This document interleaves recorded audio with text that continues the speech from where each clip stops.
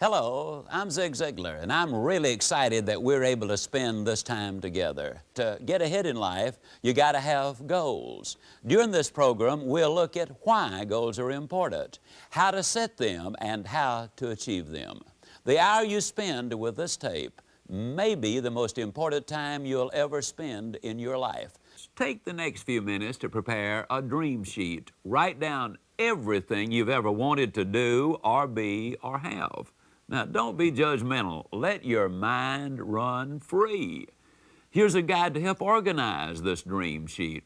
As you write down one idea, it will trigger others. No matter how far-fetched or seemingly unrealistic, be sure to write down everything. Begin with travel and vacations, where you want to go and how you're going to get there, your automobile, the kind, the color, all of the options, the house, the size of it, the style, and all of the extras, the money, savings, investments, your career, the salary, the increase, the raises, and all of the benefits which go with it, your promotions, the children and your family, the education, activities, the shared time, friendship, the respect, the helping of others, your health, your body weight, the exercise, your religion, your church involvement, your religious study, and your mind, education, reading, recall. Now, if other things come to mind, you add them to your list. Take your time to complete this list, and when you're finished, set it aside for 24 to 48 hours. At that point, get out your dream sheet again, and after each item, write why. Now, this is crucial. If you cannot clearly articulate in one sentence why you want to be, do, or have what you included on your list, it is not something you're serious about. So take it off. We'll get back to this later. I think most of us would like to be part of that successful group of people with goals. But few of us take the time to sit down and write out our plan for life. The truth is, most of us just don't know how to go about doing it. So here are 7 steps to help you start setting goals. First, you've got to identify the goal. Next, you need to set a deadline for achievement. Number 3, you need to list the obstacles to overcome. Number 4, you need to identify the people and groups to work with. Number 5, you need to list the skills and the knowledge required to reach your goal. Number 6, you need to develop a plan of action. And number 7, you need to list the benefits. What's in it for me? These are the 7 steps you must take to set your goals. Before going any further, it's time to take a personal inventory, kind of a checkup from the neck up to see how you're performing in various areas of your life. As each area appears on the screen, evaluate yourself on a scale of 1 to 5, 5 being excellent. Begin with the physical area of your life. Rate yourself on appearance, medical checkups, exercise programs, weight control, and nutrition. The next area is the family, your listening habits, your forgiving attitude, being a good role model, time together, supportive of others, respectful and loving. Financial, earnings, your savings and investments. Budget, adequate insurance, charge accounts. Social, your sense of humor, your listening habits, your self-confidence, your manners, and caring.